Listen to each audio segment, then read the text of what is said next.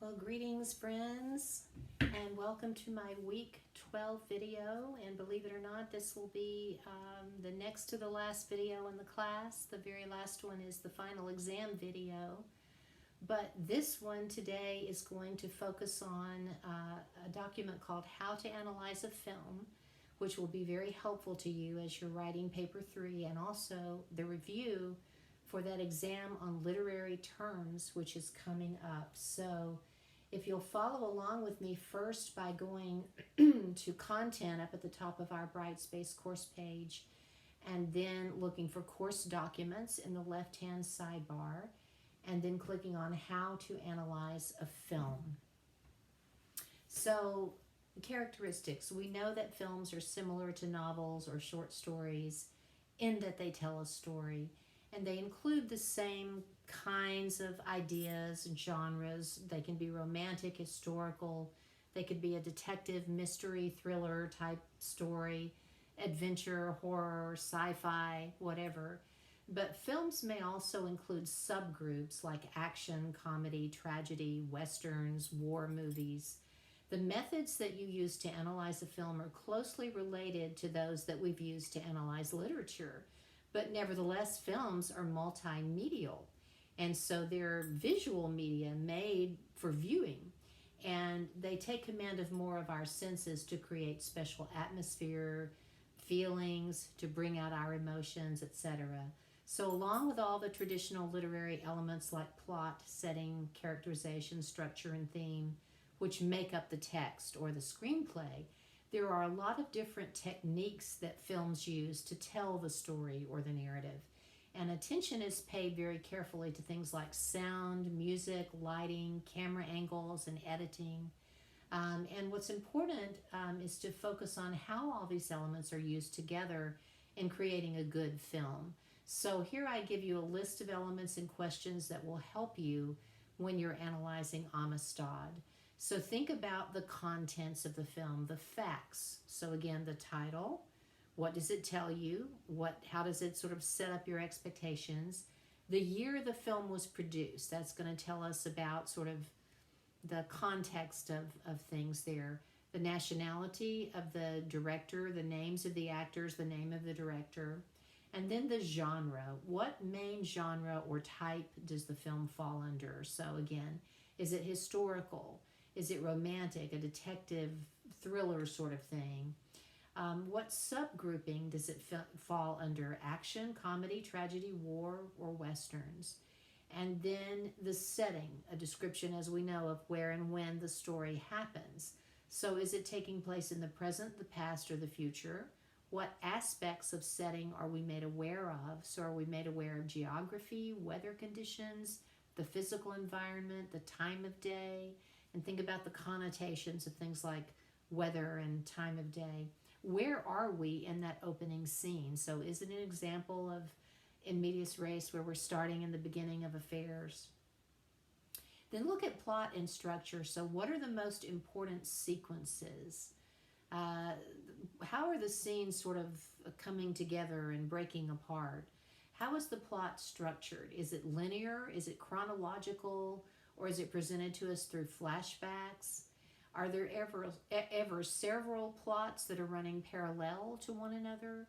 How is our suspense built up as viewers? And then do any events foreshadow what might be coming later on? And then, of course, the conflict, which is the tension, usually at the heart of the film, and it's related, obviously, to the main characters. So what would you describe as being the main conflict of Amistad? Is it internal, where the character is suffering inwardly? Is it external, caused by the surroundings or environment that the main character finds himself or herself in? Is it a combination? And then characterization, that deals with how the characters are described and revealed to us. Is it happening through dialogue, by the way they speak, through physical appearance, thoughts and feelings, interaction, so the way they act toward one another? Are they static characters, some of them who just do not change, or do they develop by the end of the story? What type of characters are they? Are they round? Are they dynamic? So is the point to reveal the change? Are they flat? Do they sort of never change or grow? What qualities stand out? Are they stereotypes or are they believable? And then narrator and point of view. So we know that the narrator is the person telling the story. Is there a narrator in the film? If so, who is it? Point of view means through whose eyes the story is being told. So through whose eyes is the story unfolding? And is it told in a first person eye point of view or through an off-screen narrator? And then imagery. So in films, imagery are the elements used to create the pictures in our minds as we're watching the picture on the screen. So they might include symbols. So when something stands not only for itself, a literal meaning, but as we know, it also stands for something else, figuratively. So for example, the feather in the film Forrest Gump symbolizes his destiny. So what images might be being used in Amistad? And by the way, there are some. Can you find any symbols? So any objects that are symbolic of something deeper, and there are definitely some of those as well. So theme, what are the universal ideas shining through in the film? So in other words, what's it about in general? But again, we've said theme is deeper than that. It's not just what's the story about. It's what's the story saying about life. And then cinematic effects. So this is different from any elements that we've looked at before. So the soundtrack is including both dialogue and music as well as any and other all sounds in the film. It enhances the atmosphere of the film. So what effect does the choice of music have? Does it suit the theme? And are any particular sounds being accentuated? This gives you something to write about. Use of the camera.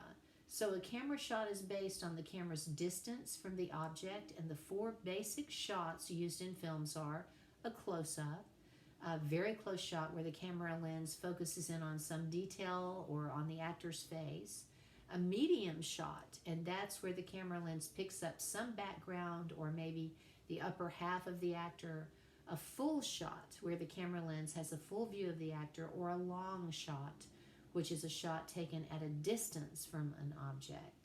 So what camera shots can you identify in the film and how are they used? The camera angle refers to how the camera is tilted while the filming is happening. So is it straight on, where the camera is at the same height as the object? Is it a high angle where it's filming from above the object? Is it a low angle where it's looking up at the object, or an oblique angle where the camera is actually tilted sideways? And does the way in which the camera is held say anything about what's happening in those moments or about the character? Lighting is also really important in a film. So it focuses our attention on the main character or the object in the film, and it sets the mood or the atmosphere. So high key lighting is bright and illuminating, but low key lighting is darker with a lot of shadows. And so what special lighting effects are used during the most important scenes of Amistad? Filters are often used too to soften and reduce maybe harsh contrast, and they can also be used to eliminate haze, ultraviolet light, or glare from water when shooting outside. Using a color like red or orange can be used to enhance the feeling of a sunset. And so can you find any examples where you think a filter might have been used in this film? What effect did the filter have on the scene? And what colors are most dominant in Amistad? Editing, obviously, is the way in which a film editor, together with the director, cuts and assembles the various scenes. So the way the scenes are joined together creates the rhythm of the motion picture, and scenes can be long and drawn out. Some of them can be short and choppy. So do you see a pattern as to how the scenes are cut? How would you describe the pace or the tempo of the film? Is it more sort of slow and long, or is it quick, or is it varying from one to the other at times? So when analyzing films for a project, you might be asked to use some or all of the characteristics that are mentioned here. Link those elements together that seem most logical to you as you're watching Amistad. Try to think of the film as a whole and how the elements mentioned above work together to bring out that main message of the film. So that's just a good little sheet to use to help us as we're analyzing Amistad in paper 3. And now if you'll go with me to that review sheet on the exam for literary terms, and you'll find it in the same place under course documents, exam on literary terms review sheet, if you'll locate it. So after you read this exam on literary terms review sheet, and after you're watching obviously this accompanying lecture that I'm posting up on our announcements page, and after you've carefully studied the required content, please take the exam on literary terms during week 13. So that's Monday the 12th of April through Sunday the 18th of April. The exam will close at 11:59 p.m. on Sunday the 18th of April. And if you have not taken it before that time, then you will sadly receive a 0. So you have quite a bit of time here to prepare for it and to take the exam. So be sure you do it before 11:59 p.m. before Sunday the 18th at that time. So by taking this exam, you verify that you agree to the following pledge. I pledge not to cheat in any way when taking this quiz, nor to give or receive any help during the process of taking this quiz. I further pledge that all work will be my own. So you are taking a pledge there. And if you are caught plagiarizing, then the consequences would be serious.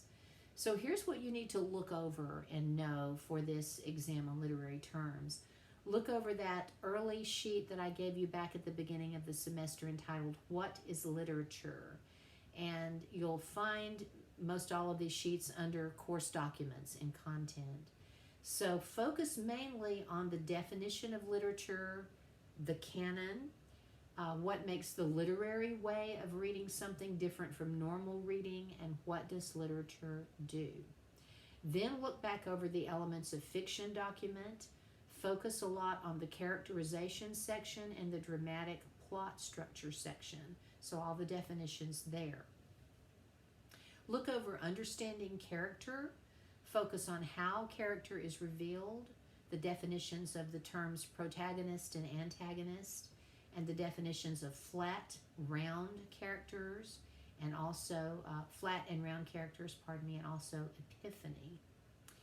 And then look over the elements of poetry and focus on the definition of poetry up at the top of the page, and then the definitions of the following: imagery, personification, rhyme, both true and slant, alliteration, scansion, denotation, connotation, and sonnet. And then finally look over the elements of drama document and focus on the following definitions: drama in medias res, asides, soliloquies, and chorus. And you should also look at the 3 unities. And all of these documents are found by going again to content and then by clicking on course documents. It's also a good idea to replay the videos that I've done on each one of these documents, and you'll find a listing of all of that in your syllabus and your weekly checklist. But they should all be accessible on the main announcements page. You may have to hit something at the bottom of the page to go back to earlier videos, but they all should still be there. So the first part of this exam will consist of 10 multiple choice questions in which you'll be asked to choose one correct answer. And here's an example of what one of those questions would look like. The 3 major genres of literature consist of A, fictional stories, poems, and plays; B, fictional stories, creative nonfiction, and poetry; C, gothic horror, science fiction, and romance; or D, fictional stories, poems, and essays.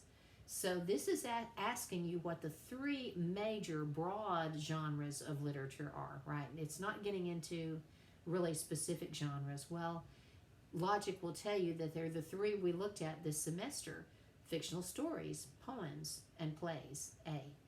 And so a little birdie whispered in my ear and said, oh, I think that question might actually be on the exam on literary terms. So the students who were on the ball and who listened to my video musings patiently, they'll get the points on that question. The second part of this exam will consist of 10 fill in the blank questions. So a listing of possible answers will be provided to you, but there will be more possibilities than actual space for answers. So it'll be up to you to figure out what the right answer is.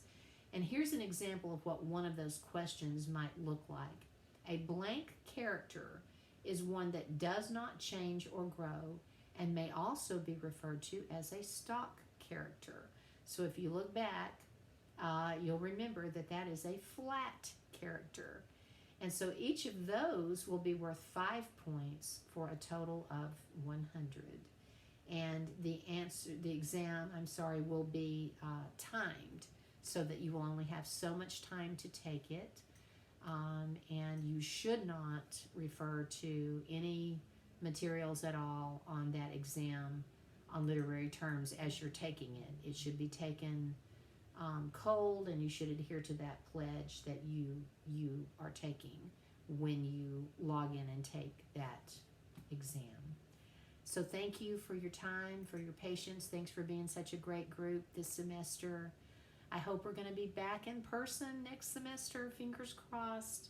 And I hope you'll stay in touch with me. Let me know how you're doing. And I wish you the best of luck with all of your final papers and exams. And I hope you have a great, great summer. Thanks, everybody.